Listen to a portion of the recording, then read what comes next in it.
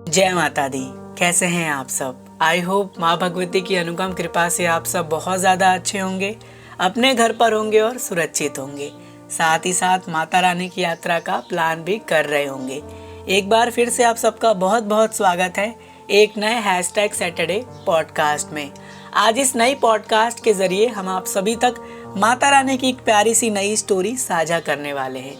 तो आप सबसे हाथ जोड़कर अनुरोध है कि इस स्टोरी को पूरा सुनने के साथ साथ दूसरे भक्तों तक शेयर अवश्य करें।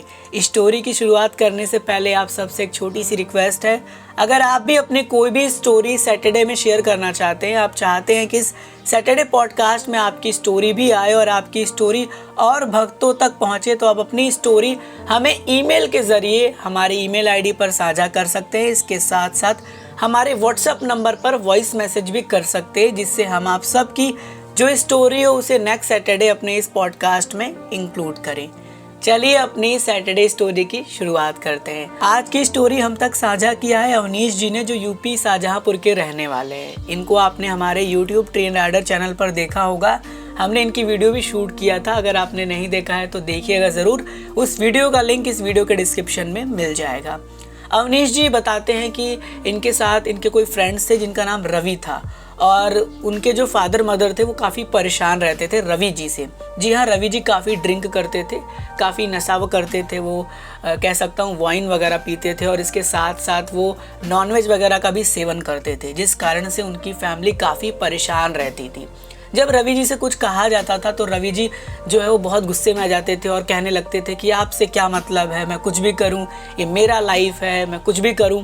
इस तरीके से जो है वो करते थे, और इस चीज़ से इनके जो फादर मदर थे रवि जी की, वो काफ़ी परेशान रहते थे, बहुत दुखी रहते थे। आपको पता ही है ना कि आपको दुनिया में लाने वाले आपके माता पिता हैं, और अगर आप अपने माता पिता को खुश नहीं रख सकते तो फिर आप माता रानी को कभी खुश नहीं रख सकते। तो ऐसे में माता पिता का भी कुछ एक्सपेक्टेशन होता है कि हमने बच्चों को इतना पाला है, इतना बड़ा किया है, इस लायक बनाया है, तो बच्चों का भी कुछ कर्तव्य होता है। तो ऐसे में इनके माता पिता काफ़ी जो है वो दुखी में रहते थे। अब ऐसे में अवनीश जी ने इस चीज़ को देखा और अवनीश जी को बड़ा बुरा लगा, और अवनीश जी ने ये सोचा कि किस तरीके से इनके माता पिता के चेहरे पर खुशी लाई जाए। तो इन्होंने अचानक से रवि जी से बोला कि ऐसा है कि चलिए रवि जी, हम चलते हैं माता रानी के दरबार। और रवि जी का भी अचानक से किस तरह से उनका मन परिवर्तन हुआ और वो दरबार की ओर निकल पड़े। जब वो दरबार पहुँचे अवनीश जी के साथ, तो अवनीश जी ने बोला कि आप यहाँ पे बोलो कि आप जो है वो कभी भी वाइन वगैरह नहीं पियोगे, कभी भी ड्रिंक वगैरह नहीं करोगे, कोई भी नॉनवेज नहीं खाओगे। तो रवि जी तो जानते ही आप कि जब इंसान को किसी चीज़ की लत लगती है तो उसको जल्दी वो छोड़ नहीं पाता है। रवि जी ने बस ऐसे ही बोल दिया माता रानी के दरबार में, और फिर वो अवनीश जी के साथ चले आए घर।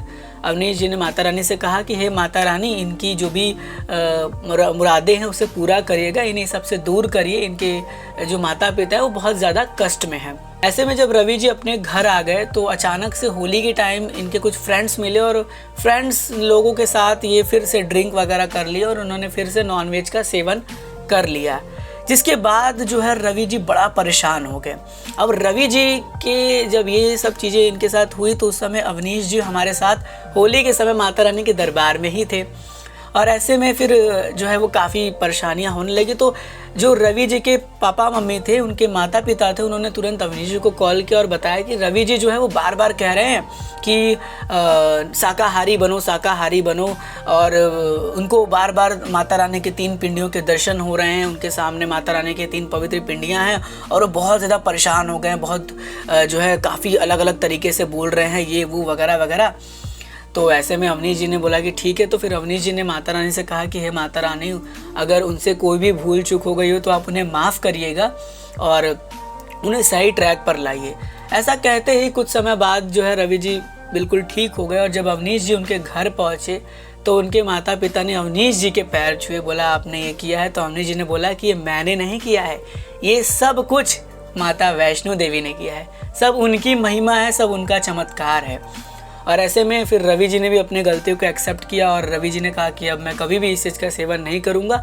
उन्हें उस समय पता नहीं क्या हो गया था कि वो बार बार जो है ना वो बस यही बोल रहे थे कि शाकाहारी बनना है, और साथ ही साथ जो है उन्हें माता रानी के पवित्र पिंडियों के दर्शन होने लगे अचानक से, जिसके बाद वो काफ़ी ज़्यादा परेशान थे। ये सारी चीज़ें जो है रवि जी ने अवनीश जी को बताई, तो फिर अवनीश जी ने उन्हें बोला कि अब ऐसा करो कि आप सब लोग चलो दरबार नवरात्रों में, और उसके साथ साथ आप सब व्रत भी रहो। और फिर जो है वो लोग दरबार पहुँचे और व्रत भी थे, और उसके बाद माता रानी की कृपा रही कि जिसके वजह से आज रवि जी बिल्कुल ठीक है और काफ़ी सही ट्रैक पर आ चुके हैं। तो ये कहते हैं कि माँ भगवती की अनुपम कृपा होती है अपने बच्चों पर। जब माता रानी कृपा बरसाती हैं तो उसकी कोई भी लिमिटेशन नहीं होती, कोई बाउंडेशन नहीं होती। माता रानी का जो रहमत बरसता है तो फिर तो आप समझिए कि आप बहुत भाग्य वाले हो जाते हैं। और ऐसे में आपको ये भी पता होना चाहिए कि जो भी भक्त माता वैष्णो देवी धर्म अपनाता है, जो भी भक्त माता वैष्णो देवी के दर्शन के लिए जाता है, उसे पूरी तरीके से शाकाहारी बनना चाहिए। उसे मांस मदिरा का सेवन बिल्कुल भी नहीं करना चाहिए, उसे त्याग देना चाहिए।